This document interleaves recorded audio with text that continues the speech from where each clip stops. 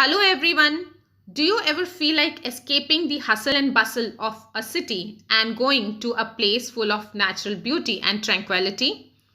In the poem The Lake Isle of Innisfree, poet William Butler Yeats, who is a well-known Irish poet, has expressed his desire to escape a busy city life and go to a place called Innisfree, which is full of natural beauty, which is serene and peaceful.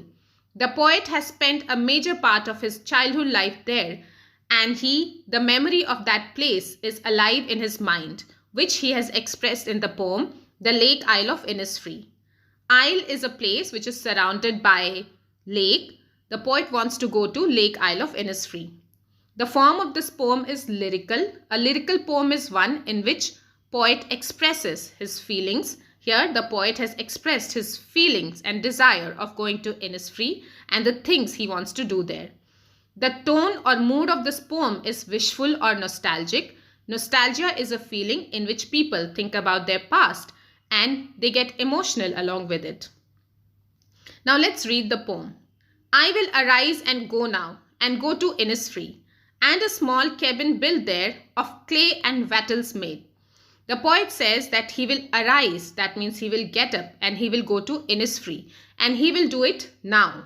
He will make a small cabin there. Cabin is a small hut or house. So he will make a small hut for himself there, which he will make out of clay and wattles. Wattles are small twisted sticks that are used for making fences and walls. So the poet will go to Innisfree and he will make a small home for himself there, which he will make out of clay and sticks. 9 bean rows will I have there, a hive for the honeybee. The poet will also grow beans there, and he will do it in 9 rows. He will grow 9 rows of beans, and he will also keep a beehive for honeybee from where he can get honey. And live alone in the bee-loud glade. Glade is an open area. So he will live alone at that place which would be full of bees.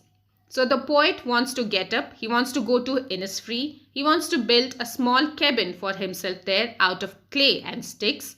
He wants to grow beans in 9 rows, and he also wants to keep a hive for honey, and he wants to do it all alone.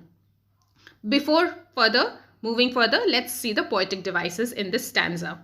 First, rhyming scheme. For rhyming scheme, we have to see the last word of each line.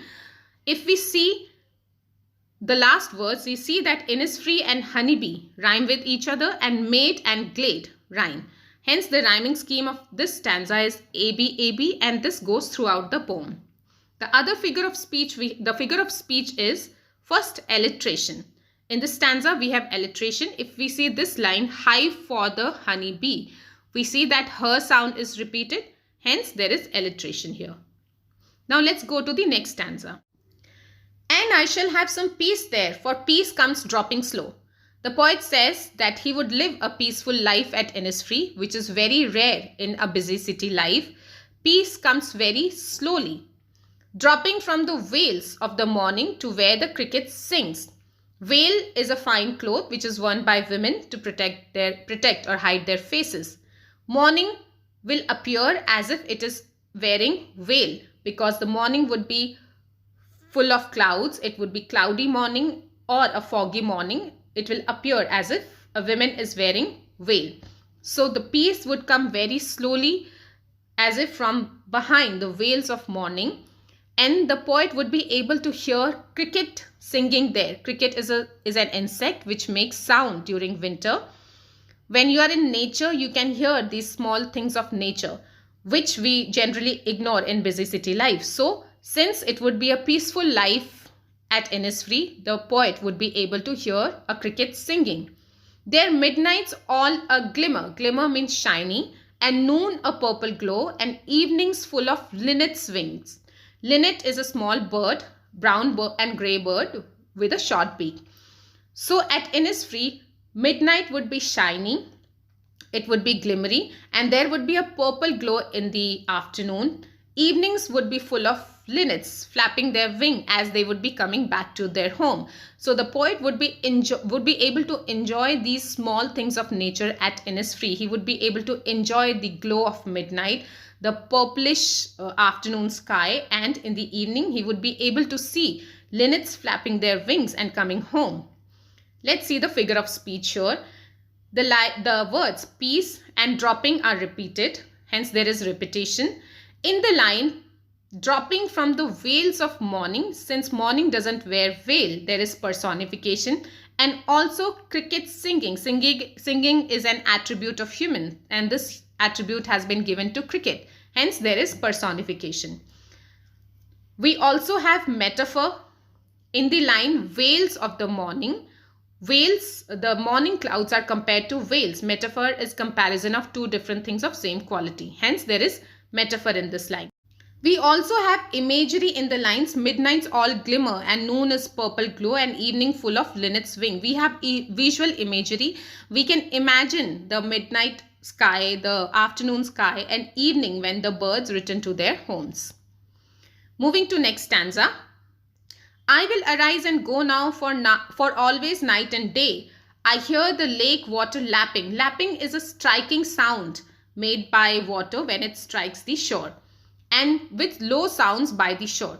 The poet says that he will get up and he will go because in his mind, in his ear, day and night, he can hear the sound of lake water striking to the banks, to the corners, and the sound stays in his mind day and night. While I stand on the roadway or on the pavement's grey, I hear it in the deep heart's core.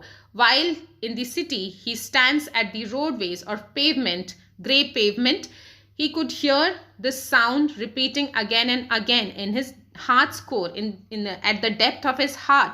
He can see or he can visualize, he can hear the lake water lapping. That means he is so much attached to the place, he misses that place so much that that sound, that visual remains in his heart and mind all the time. Hence, he wants to go to Innisfree. Now, in the word lapping, we have onomatopoeia.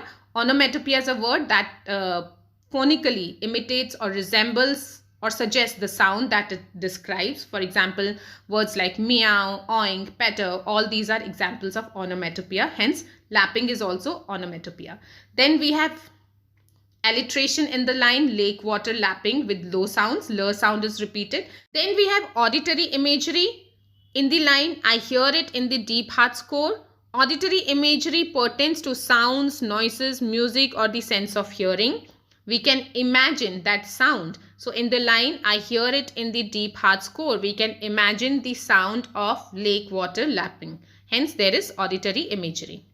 Now coming to question answers. You can go through the question answers, read them, or you can try to do them yourself and then cross-check the question answers.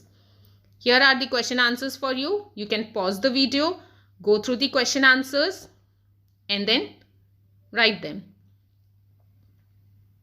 Comment if you have understood the poem.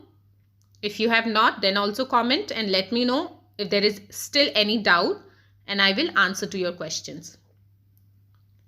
I hope you have understood and liked this beautiful description of Innisfree and the things that the poet wants to do at Innisfree.